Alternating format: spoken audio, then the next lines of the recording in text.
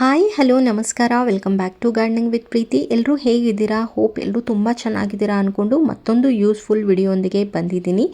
ಇವತ್ತಿನ ವಿಡಿಯೋದಲ್ಲಿ ದಾಸವಾಳ ಗಿಡಕ್ಕೆ ಯಾವ ಫರ್ಟಿಲೈಸರ್ ತುಂಬ ಒಳ್ಳೆಯದು ಅನ್ನೋದ್ರ ಬಗ್ಗೆ ಹೇಳಕ್ಕಂತ ಬಂದಿರೋ ಅಂಥದ್ದು. ಈ ಫರ್ಟಿಲೈಸರ್ನ ನೀವು ತಿಂಗಳಿಗೊಮ್ಮೆ ಅಥವಾ 15 ದಿನಕ್ಕೆ ಒಂದ್ಸಲ ಯೂಸ್ ಮಾಡಿದರೂ ಸಾಕು, ತುಂಬ ಚೆನ್ನಾಗಿ ನಿಮ್ಮ ದಾಸವಾಳ ಗಿಡದ ಗ್ರೋತ್ ಇರುತ್ತೆ.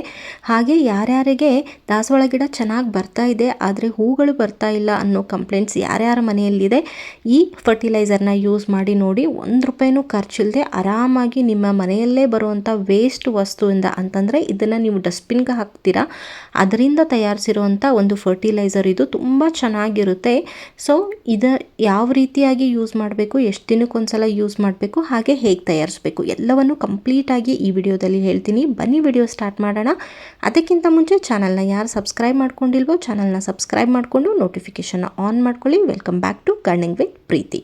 ಫಸ್ಟಿಗೆ ದಾಸವಾಳ ಗಿಡ ಈಗ ಸೆಪ್ಟೆಂಬರ್ ಇರೋದ್ರಿಂದ ದಾಸವಾಳ ಗಿಡದಲ್ಲಿ ಚಿಕ್ಕದಾಗಿ ಹೂಗಳು ಬರೋಕ್ಕೆ ಸ್ಟಾರ್ಟ್ ಆಗುತ್ತೆ. ಇದು ಯಾವ ಕಾರಣಕ್ಕಾಗಿ ಅಂತಂದರೆ ಬಿಸಿಲು ತುಂಬ ಕಡಿಮೆ ಇರೋದ್ರಿಂದ ನಿಮ್ಮ ಪಾಟ್ಗಳನ್ನು ಸ್ವಲ್ಪ ಬಿಸಿಲು, ಬೆಳಗಿನ ಬಿಸಿಲು ಎಲ್ಲಿ ಬರುತ್ತೆ ಅಲ್ಲಿಗೆ ಶಿಫ್ಟ್ ಮಾಡೋದು ಒಳ್ಳೆಯದು. ತುಂಬ ಕಡಿಮೆ ಬಿಸಿಲು ಇದ್ದರೆ ಇನ್ಸೆಕ್ಟ್ಸ್ ಕೂಡ ಅಟ್ಯಾಕ್ ಆಗುತ್ತೆ, ಹಾಗೆ ಮೊಗ್ಗುಗಳು ಉದ್ರಕ್ಕೆ ಸ್ಟಾರ್ಟ್ ಆಗುತ್ತೆ, ಹಾಗೆ ಹೂಗಳ ಸಂಖ್ಯೆಗಳು ತೀರಾ ಕಡಿಮೆ ಆಗುತ್ತೆ, ಸೈಜ್ ಕೂಡ ಚಿಕ್ಕದಾಗಿ ಬರೋಕ್ಕೆ ಸ್ಟಾರ್ಟ್ ಆಗುತ್ತೆ.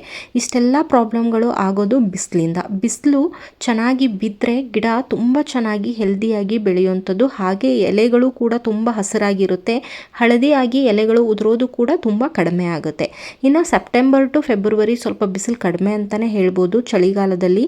ಸೊ ಅದಕ್ಕೋಸ್ಕರ ನೀವು ತುಂಬ ಚೆನ್ನಾಗಿರುವಂಥ ಒಂದು ಫರ್ಟಿಲೈಸರ್ನ ನೀವು ಮನೆಯಲ್ಲೇ ತಯಾರಿಸ್ಬಿಟ್ಟು ಯೂಸ್ ಮಾಡ್ಬೋದು. ಸೊ ಅದನ್ನು ಯಾವ ರೀತಿಯಾಗಿ ಯೂಸ್ ಮಾಡಬೇಕು ಅನ್ನೋದನ್ನು ನಾನು ಹೇಳ್ತೀನಿ.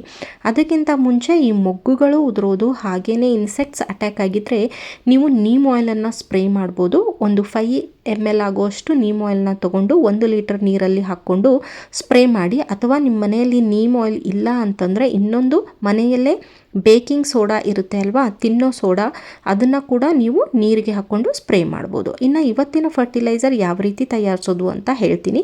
ಇದು ಮನೆಯಲ್ಲೇ ಅಂತಂದರೆ ಡಸ್ಟ್ಬಿನ್ಗೆ ಬಿಸಾಕುವಂಥ ವಸ್ತು ಅಂತ ನಾನು ಏನು ಹೇಳಿದೆ ಅದೇ ಈರುಳ್ಳಿ ಸಿಪ್ಪೆ. ಈರುಳ್ಳಿ ಸಿಪ್ಪೆನ ನಾವು ಏನು ಮಾಡಿಬಿಡ್ತೀವಿ, ಡಸ್ಟ್ಬಿನ್ಗೆ ಹಾಕ್ಬಿಡ್ತೀವಿ. ಇನ್ಮೇಲೆ ಡಸ್ಟ್ಬಿನ್ಗೆ ಹಾಕಕ್ಕೆ ಹೋಗ್ಬೇಡಿ. ಈ ರೀತಿ ಕವರು ಅಥವಾ ಒಂದು ಬಾಕ್ಸಲ್ಲಿ ಒಣಗಿರುವಂಥ ಸಿಪ್ಪೆ ಮೇಲ್ಗಡೆ ಇರುವಂಥ ಒಂದು ಲೇಯರ್ ಮಾತ್ರ ಅದನ್ನು ನೀವು ಸ್ಟೋರ್ ಮಾಡಿ ಇಟ್ಕೊಳ್ಳಿ. ಒಂದಿಷ್ಟು ಕಲೆಕ್ಟ್ ಆದಮೇಲೆ ಅದನ್ನು ಮಿಕ್ಸಿಗೆ ಹಾಕ್ಕೊಂಡು ಈ ರೀತಿಯಾಗಿ ಚೆನ್ನಾಗಿ ಪುಡಿ ಮಾಡ್ಕೊಂಡು ಆದಮೇಲೆ ಇದನ್ನು ಡೈರೆಕ್ಟಾಗಿ ನೀವು ನಿಮ್ಮ ಗಿಡಕ್ಕೆ ಕೊಡ್ಬೋದು. ನಾನು ಈ ಹಿಂದಿನ ವಿಡಿಯೋದಲ್ಲಿ ಈ ಆನಿಯನ್ ಪೀಲನ್ನು ನೀರಲ್ಲಿ ನೆನೆ ಹಾಕಿ ಯಾವ ರೀತಿ ಫರ್ಟಿಲೈಸರ್ ಮಾಡಬೇಕು ಅನ್ನೋದನ್ನು ಕೂಡ ಹೇಳಿದ್ದೀನಿ. ನಿಮಗೆ ಅದು ಈಸಿ ಅನಿಸಿದರೆ ಅದನ್ನು ಕೂಡ ನೀವು ರೆಫರ್ ಮಾಡ್ಕೋಬೋದು. ಬಟ್ ಈ ರೀತಿ ತುಂಬ ಈಸಿಯಾಗಿರುತ್ತೆ. ಸುಮ್ಮನೆ ಈ ಸಿಪ್ಪೆನ ಮಿಕ್ಸಿಗೆ ಹಾಕ್ಕೊಂಡು ಈ ರೀತಿ ಪೌಡ್ರ್ ಮಾಡಿಕೊಂಡ್ರೆ ಸಾಕು. ಪೌಡ್ರ್ ಮಾಡ್ಕೊಂಡಿರೋ ಅಂಥದ್ದನ್ನು ಡೈರೆಕ್ಟಾಗಿ ಮಣ್ಣಲ್ಲಿ ನೀವು ಕೊಡ್ಬೋದು. ಈ 2 ರಿಂದ 3 ಟೇಬಲ್ ಸ್ಪೂನು ದೊಡ್ಡ ಪಾಟ್ಗಳಿಗಾದರೆ ಅಥವಾ ಚಿಕ್ಕ ಪಾಟ್ಗಳಿಗೆ ಆದರೆ 1 ಟೇಬಲ್ ಸ್ಪೂನು ಅಥವಾ 2 ಟೇಬಲ್ ಸ್ಪೂನು ನೀವು ಪಾಟಿಗೆ ತಕ್ಕಂತೆ ನೀವು ಕ್ವಾಂಟಿಟಿನ ಹೆಚ್ಚು ಕಡಿಮೆ ಮಾಡ್ಕೋಬೋದು. ಇದನ್ನು ಎಷ್ಟು ದಿನಕ್ಕೊಮ್ಮೆ ಕೊಡಬೇಕು ಅಂತಂದರೆ 15 ದಿನಕ್ಕೊಂದ್ಸಲ ಕೊಡಿ ಅಥವಾ ತಿಂಗಳಿಗೆ ಒಂದ್ಸಲ ಕೊಡಿ. ಇದನ್ನು ಯಾಕೆ ಕೊಡಬೇಕು ಅನ್ನೋದಾದರೆ ಇದರಲ್ಲಿ ಹೆಚ್ಚಿನ ಪ್ರಮಾಣದಲ್ಲಿ NPK ಇದೆ, ಅಂತಂದರೆ ನೈಟ್ರೋಜನ್, ಫಾಸ್ಫರಸ್ ಹಾಗೆ ಪೊಟ್ಯಾಷಿಯಮ್.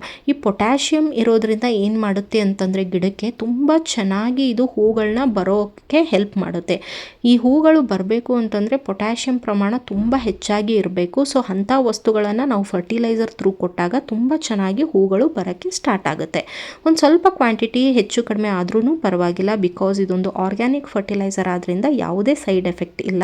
ಸೊ ನೀವು ಕ್ವಾಂಟಿಟಿನ ಹೆಚ್ಚು ಕಡಿಮೆ ಮಾಡಿಕೊಡಿ. ನೋಡಿದ್ರಲ್ಲ ಎಷ್ಟು ಈಸಿಯಾಗಿ ಮನೆಯಲ್ಲೇ ಸಿಗುವಂಥ, ಅದು ಬಿಸಾಕುವಂಥ ವಸ್ತುವಿಂದ ಫರ್ಟಿಲೈಸರ್ನ ಮಾಡಿಕೊಂಡು ನಿಮಗೆ ತುಂಬ ಟೈಮ್ ಏನು ಹಿಡಿಯಲ್ಲ. ಇದು ಒಂದು 5 ರಿಂದ 10 ನಿಮಿಷದಲ್ಲಿ ಮಾಡ್ಕೊಳ್ಳೋ ಅಂಥದ್ದು. ನಿಮ್ಮ ಗಿಡಗಳು ತುಂಬ ಹೆಲ್ದಿಯಾಗಿರುತ್ತೆ. ಇದು ಬರೀ ಹೂಗಳನ್ನ ಕೊಡೋದಲ್ಲದೆ ಗಿಡದ ಬೇರುಗಳನ್ನು ಕೂಡ ತುಂಬ ಚೆನ್ನಾಗಿ ಸ್ಟ್ರಾಂಗ್ ಆಗಿ ಬೆಳೆಯೋ ಹಾಗೆ ಮಾಡುತ್ತೆ. ಇದ್ರ ಜೊತೆಗೆ ಟೀ ಪೌಡರನ್ನು ಕೂಡ ನೀವು ಮಿಕ್ಸ್ ಮಾಡಿಕೊಂಡು ಕೊಡ್ಬೋದು. ಅಂದರೆ ಯೂಸ್ಡ್ ಟೀ ಪೌಡ್ರ್ ಆದರೂ ತೊಗೋಬೋದು ಅಥವಾ ಅನ್ಯೂಸ್ಡ್ ಟೀ ಪೌಡ್ರ್ ಆದರೂ ತೊಗೋಬೋದು. ಈ ಈರುಳ್ಳಿ ಸಿಪ್ಪೆದು ಎಷ್ಟು ಕ್ವಾಂಟಿಟಿ ಇರುತ್ತೋ ಅರ್ಧದಷ್ಟು ನೀವು ಟೀ ಪೌಡರ್ನ ತೊಗೊಂಡು ಎರಡನ್ನೂ ಒಟ್ಟಿಗೆ ಮಿಕ್ಸ್ ಮಾಡಿಕೊಂಡು ಗಿಡಗಳಿಗೆ ಕೊಡೋದ್ರಿಂದ ತುಂಬ ಚೆನ್ನಾಗಿ ಗಿಡದಲ್ಲಿ ಮೊಗ್ಗುಗಳು ಬರೋಕ್ಕೆ ಸ್ಟಾರ್ಟ್ ಆಗುತ್ತೆ, ಹಾಗೆ ಹೊಸ ಚಿಗುರುಗಳು ಬರೋಕ್ಕೆ ಸ್ಟಾರ್ಟ್ ಆಗುತ್ತೆ.